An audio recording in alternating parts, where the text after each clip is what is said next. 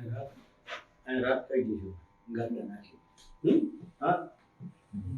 રાજ્યના ખેતી નિયામકના ચેમ્બરમાં 2018 રાત સુતા ગાજલા આયા નહીં ખાધા મેં અંદર ખેતી નિયામકની ચેમ્બરમાં ઇશ્યુ કયો પાક વીમાના આંકડા અમને રાજ્ય ખેતી નિયામક ત્યારે એવું કહી ગયા જયેશભાઈ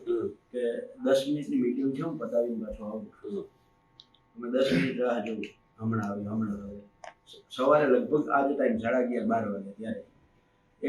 ગયા બપોરે ન આવ્યા એટલે 2 વાગ્યાની આસપાસ અમે ટિફિન મંગાવ્યું ત્યાં જ અંદર નીચે બેસીને ટિફિન ખોલીને ખાધા બપોરે ટિફિન અમે મંગાવી અને રાજ્યના ખેતી નિયામકની ચેમ્બરમાં ટિફિન ખોલીને ખાધા આજે આપણે જઈએ એટલા જ જણા હતા 12 થી 15 જણા બરાબર છે ત્યાર પછી એ ન આવ્યા તો સાંજે શું કહે ટિફિન મંગાવીને ખાધું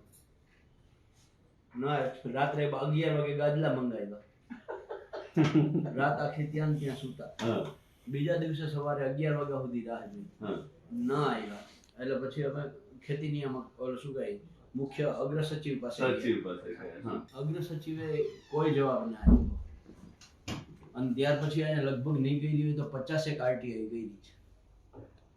આજની તારીખમાં 50 આરટીઆઈ ના કોઈ જવાબ નહીં અને એક આરટીઆઈ માં તમને આશ્ચર્ય થશે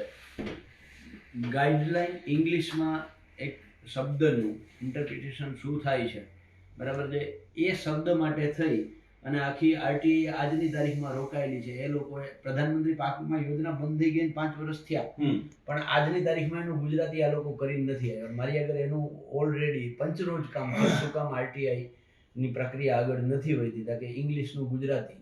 કરવા માટે એને લહિયાજી મળ્યા બોલો આ હાલત છે આપણા ગુજરાતની આજની તારીખમાં મારી આરટીઆઈ નો જવાબ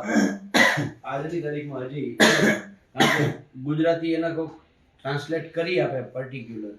એ શબ્દનું બરાબર છે એના માટે અટકેલું છે હવે એ ગુજરાતી હજી સુધી કોઈ કરી દીધું નથી આગળની પ્રક્રિયા હાલી નથી યોજના બંધ થઈ ગઈ અને 4 વર્ષ થયા 2020 માં આરટીઆઈ માં કલમ 8 ક લખીને આપતા એટલે પાલભાઈ એને એમ વિચાર કર્યો પછી ગાડી ઉપર ચિત્રઈ નીકળ્યા કે આ દેશના અખંડિતતા સાર્વભૌમત્વની વાતો કરે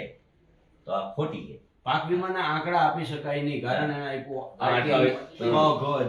હવે તો રાષ્ટ્રના સાર્વભૌમત્વ રાષ્ટ્રની એકતા રાષ્ટ્રની અખંડિતતા